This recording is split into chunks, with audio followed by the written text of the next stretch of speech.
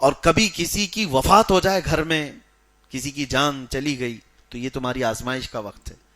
کہا گیا ہے کہ اللہ تبارک و تعالیٰ فوراً فرشتوں کو بھیجتا ہے، اس گھر میں جاؤ، دیکھو اس کے بھائی کا انتقال ہوا، بہن کا انتقال ہوا، ماں کا یا بھائی باپ کا، وہ لوگ میرے بارے میں کیا کہہ رہے ہیں. کسی کی میت کو دیکھ کر یہ الفاظ مت بولنا ورنہ تباہ ہو جاؤ گے. السلام علیکم پیار دوستو، کیسے ہیں؟ امید کرتا ہوں خیریت سے ہوں گے. پیار دوستو، آج کی اس ویڈیو میں ہم لے کر حاضر ہوئے ہیں مفتی سلمان اظہری کا زبردست بیان. اگر آپ اس بیان کو آخر تک سنیں گے تو انشاءاللہ ہم امید کرتے ہیں آپ کا ایمان تازہ ہو جائیں گے. تو پیار دوستو، اس بیان کو آخر تک ضرور سنیں. لے کر چلتے ہیں ہم آپ کو بیان کی جانب.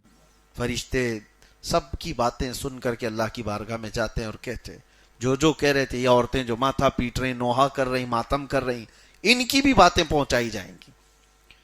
جو یہ کہتی ہیں کیا میرا ہی گھر ملا تھا اللہ کو، معاذ اللہ رب العالمین. یہ کفریہ الفاظ ہیں، آدمی کافر ہو جاتا ہے.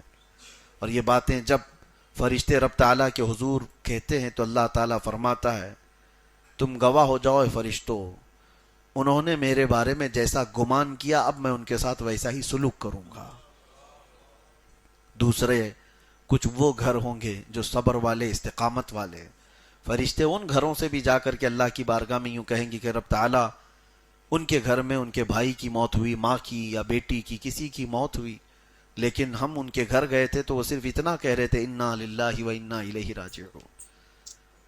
ان کے ہاں شکایتیں نہیں تھیں. تو رب تعالیٰ فرماتا ہے فرشتوں تم گواہ ہو جاؤ، ان کے گھر سے میں نے ایک جان لیا، اس سے بہتر نعمت ان کو ان کے گھر میں عطا کروں گا. ان کو نعم البدل دیا جائے گا. بیماری پر بھی فرمایا گیا بیمار بندہ کیا کہتا ہے، فرشتے سن کر اللہ کی بارگاہ میں عرض کرتے. اگر صبر و استقامت کی باتیں کر رہا تھا تو رب تعالیٰ فرماتا ہے فرشتوں اس سے بہتر خون اس کے جسم میں دوں گا، اس سے بہتر گوشت اسے عطا کروں گا.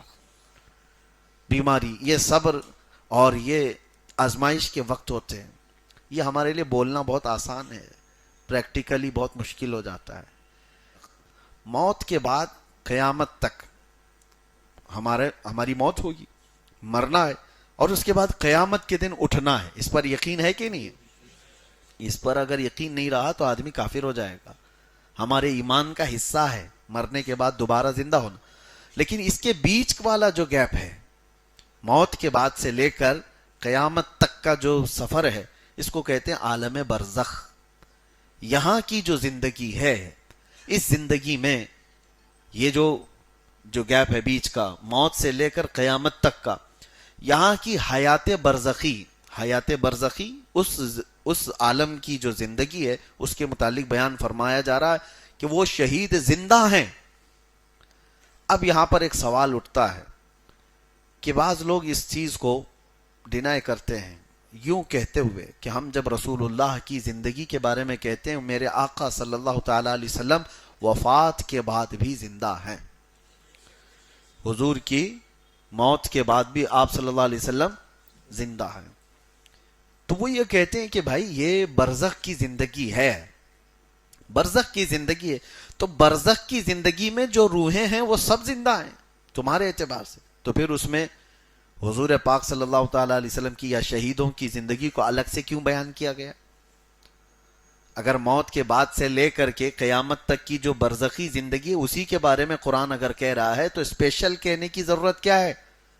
وہ تو ساری روحیں برزخ میں ہیں مرنے کے بعد، وہ سب احساس کرتی ہیں، ساری روحیں.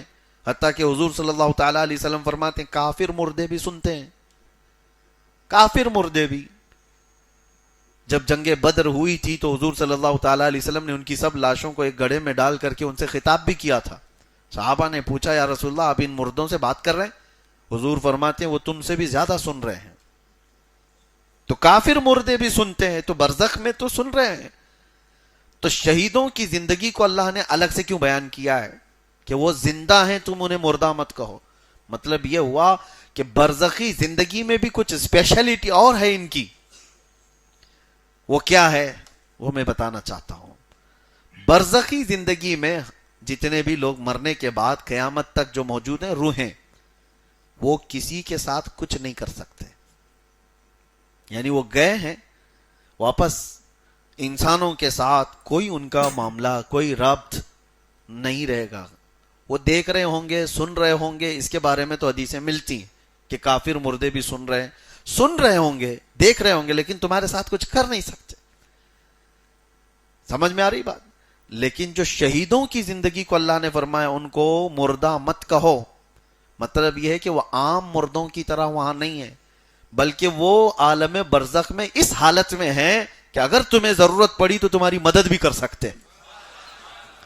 ان کی اسپیشلٹی یہ ہے کہ وہ کچھ اور زندگی کے ساتھ جی رہے ہیں. یہی زندگی کے قائل اہل سنت و جماعت ہیں کہ میرے آقا صلی اللہ تعالی علیہ وسلم اپنی وفات کے بعد بھی زندہ ہیں. زندہ ہیں کا مطلب عام لوگوں کی طرح برزخ میں زندہ نہیں، بلکہ حضور کی خصوصیت کچھ اور ہے کہ وہ دیکھ بھی رہے ہیں اور سن بھی رہے ہیں اور ضرورت پڑے کسی کی تو مدد بھی کر رہے ہیں. یہ نقطہ آپ سمجھ کر کے چلیں، فرق ہے. اور اس کے بعد رب تبارک و تعالیٰ فرماتا ہے، یہ بہت اہم چیز ہے، آپ سن کے جائیں، وَلَنَبْلُوَنَّكُمْ بِشَيْءٍ مِّنَ الْخَوْفِ وَالْجُوعِ وَنَقْصٍ مِّنَ الْأَمْوَالِ وَالْأَنفُسِ وَالثَّمَرَاتِ. اللہ فرماتا ہے ہم ضرور تمہیں آزمائیں گے. کس سے؟ بھوک دے کر. وَلَنَبْلُوَنَّكُمْ بِشَيْءٍ مِّنَ الْخَوْفِ پہلے ڈر سے، وَالْجُوعِ اور بھوک سے، وَنَقْصٍ مِّنَ الْأَمْوَالِ مال کو گھٹا کر کے تمہاری آزمائش ہوگی، والانفس والثمرات اور کبھی کسی کی جان لے کر کے، اور پھلوں کی کمی کر کے، یعنی اناج غلے کی کمی کے ساتھ. 5 چیزوں کا ذکر ہوا ہے. ڈر کے ذریعے سے آزمائش، ڈر اور خوف پھیل جائے گا تمہارے درمیان تو یہ تمہاری آزمائش. بھوک یہ آزمائش. اللہ تعالیٰ فرماتے ہم تمہیں آزمائیں گے. ماشاءاللہ، بہت ہی خوبصورت انداز سے بیان فرما رہے تھے مولانا مفتی سلمان اجری صاحب نے. اللہ پاک حضرت کی صحت میں برکت عطا فرمائے، آمین. پیار دوستو، ہم امید کرتے ہیں آپ کو بیان پسند آئے ہوں گے. اگر آپ کو بیان پسند آئے تو ویڈیو کو لائک اور چینل کو بھی سبسکرائب ضرور کر لیں، کیونکہ ہم اسی طرح لاتے رہیں گے مفتی سلمان اجری صاحب کا زبردست بیان. اگر آپ کو بیان اچھی لگی تو کمنٹ سیکشن میں ضرور بتائیں. تو پیار دوستو، اپنا خیال رکھے گا. ملتے ہیں کسی نیکسٹ ویڈیو میں. جب تک کے لیے السلام علیکم، خدا حافظ.